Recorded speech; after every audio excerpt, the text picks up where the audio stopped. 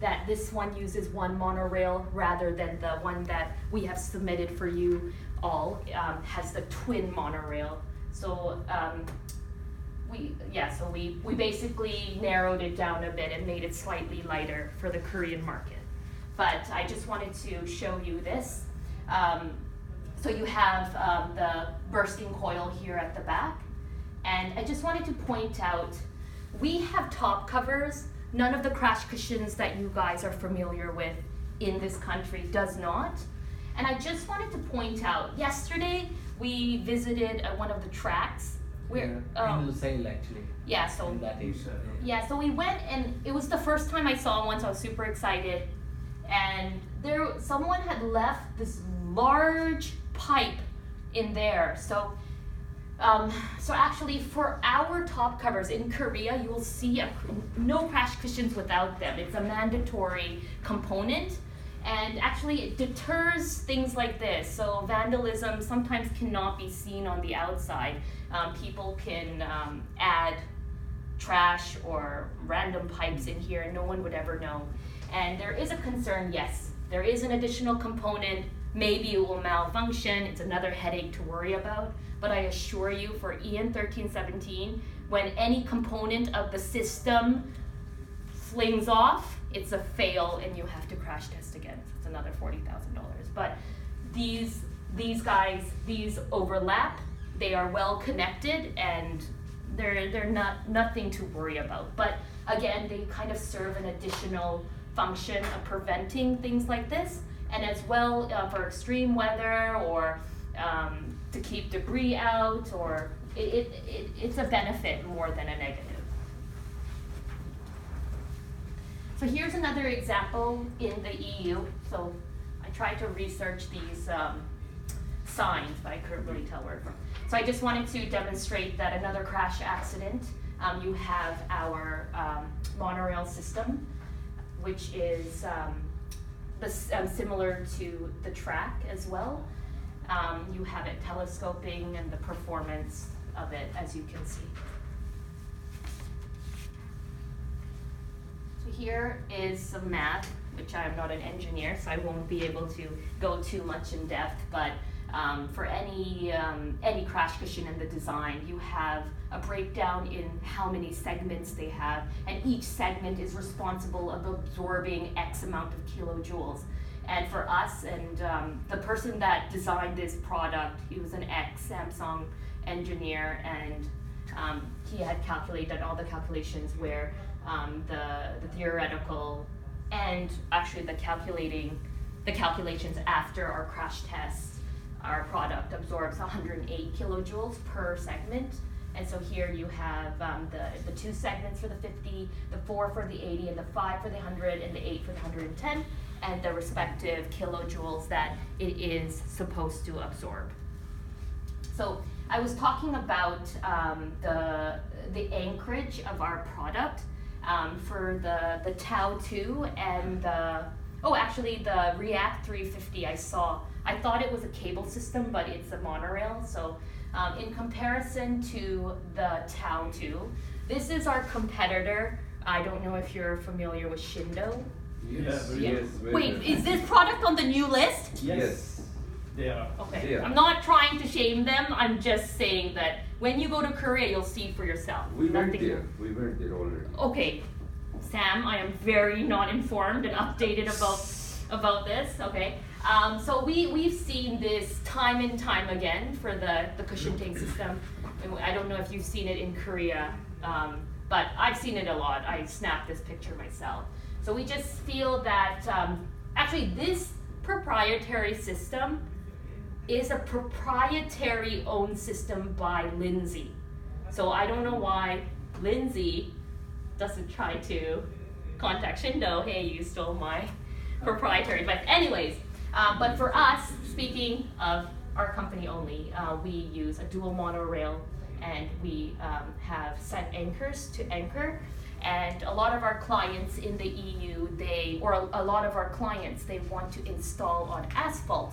But as you know, for both NCHRP 350 and EN 1317, it is only crash tested on concrete. So how do we get above, or how do we get over that hurdle, we did it by computer simulations. So we hired a company, they ran our exact system, the crash tests on asphalt, and we just switched up the set anchors with like 240 millimeter stud bolts using injectable mortar, and that's the method that we utilized in Oman. So here is our monorail performance.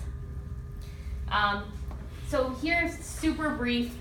Actually, you're going to be familiar with EN 1317 if you assessed Shindo's cushion tank system. So I'm going to go super fast. You have a difference in vehicle weight. So EN 1317 slightly heavier, and then you have the angles. The angles also they're quite similar. So you have a maximum speed for NCHRP is 100 with a 2-ton vehicle, and then 110 kilometers per hour in a 1.5-ton vehicle for the EN 1317. And as I said, I'm not an engineer, but I've actually learned how to calculate impact energy, which is actually not as difficult as I thought. And if you guys are interested, there's this cool website, and you can just plug in all the fields, and you can calculate your own impact energy. And also for NCHRP 350 and EN 1317, the occupant risk factors are identical, but the acronyms are a little bit different. So for NCHRP 350, you have occupant impact velocity and occupant ride-down acceleration, which exactly equates to, not this one, to theoretical head impact velocity and post-impact head deceleration. So you have these criterias where the dummy in the car is arranged and all the sensors are there, and they're looking for the exact same performance. And there's the additional one, the ASI, which is the impact, which is the intensity of impact. And for this guy here, it's basically a pass or fail. It's either, it has to be between 1 and 1.4 grams. No, it's actually not even, wait, is it grams? Yes, it's for grams. So this is, anything above 1.4 is deemed dangerous, so you fail. But I guess the most important ones for us is the THIV and PhD. And though I cannot flesh this out for you in detail, I just wanted to demonstrate that the testing matrices and what they assess for occupant risk is exactly the same. Okay, so then I wanted to just go over this again because I just talked about impact energy and how each segment is supposed to absorb 108 kilojoules. Now, this is post-impact. So after a crash test, we assess the performance and the absorption of energy, and we have calculated or run the calculations to show the performance. And the reason why we had done this was a recurring question in our dialogue on, you guys don't have a 120 kilometer device, how are you selling this product? And NCHRP 350 or MASH both don't have a 120 kilometer matrix or testing criteria. And the way they get by is simply what we've been talking about. Each segment absorbs X amount of kilojoules, increase the segments, and then you can have a higher performance speed. And I heard that in Qatar as well, you guys have some 120 kilometer roads, and same as in Oman. So we had to run these calculations to prove that for our product, for the 110, the 8 segment product, there is actually a 90 kilojoule kind of buffer. So technically, we could have used this calculation and said, you know, our 110 can perform at 120 speed, but just for that additional assurance, and the American companies had done it as well, they added 2 extra segments just for security. And this was compliant. This was passed by Parsons, which was the consultant for Batina Expressway, where we had installed 50 units of our 120 kilometer device. So this product has been gone through rigorous criticisms and. Here we will need a lot of segments for our drivers here. Yeah, They oh, fly yeah. in 200 kilometers. Yeah, I've seen Oh. that. In their giant Land Cruisers, like everyone drives a Land He Cruiser. said it, not me. Land Cruisers. Yeah, Yeah. they're so nice. I've actually never really seen one before. Okay. Okay, but you guys, who had gone to Korea?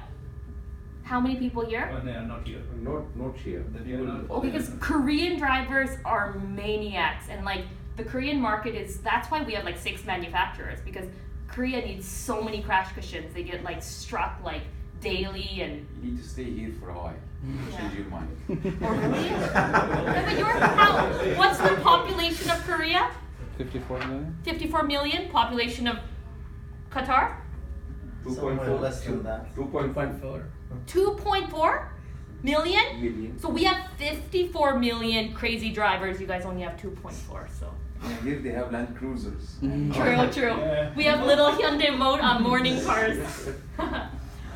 So here we have our certificate of constancy of performance. So our authorizing notified body was in the Czech Republic. And the reason why is that our Korean Expressway, where they do the crash testing, they have a partnership with this notified body. But at the end of the day, it is a TISUS, so it's the that notified body. We get audited every year. This is our most recent one, which is from 2019 June, I believe. I'm not sure if you guys got the. I'm pretty sure I put the. Oh, sorry, February 2019. And I want to apologize. There is a discrepancy from maybe an older one we had given you. We had, I believe, for the 100, we had a Z2 redirectional zone, and that was a mistake by TISUS. So basically, they made us do 2 more crash tests than we were supposed to do. So that kind of decreased our performance when it shouldn't have. But our newest one is this right here. So as you know, crash cushions, we don't only do frontal 0-degree impacts. It's quite a rigorous testing matrix. We do front, we do offset 15-degree from the front, 15-degree from the side, and even that really hard to pass crash test 165 degrees from the back. I don't know when that could ever happen. But maybe it does in Qatar with the Land Cruiser. No, I've seen some illegal action yesterday when we're driving. Yeah. So, so that's to kind of assure that if the European Union or a lot of the countries in the world, they use EN 1317, it is just as good as NCHRP 350.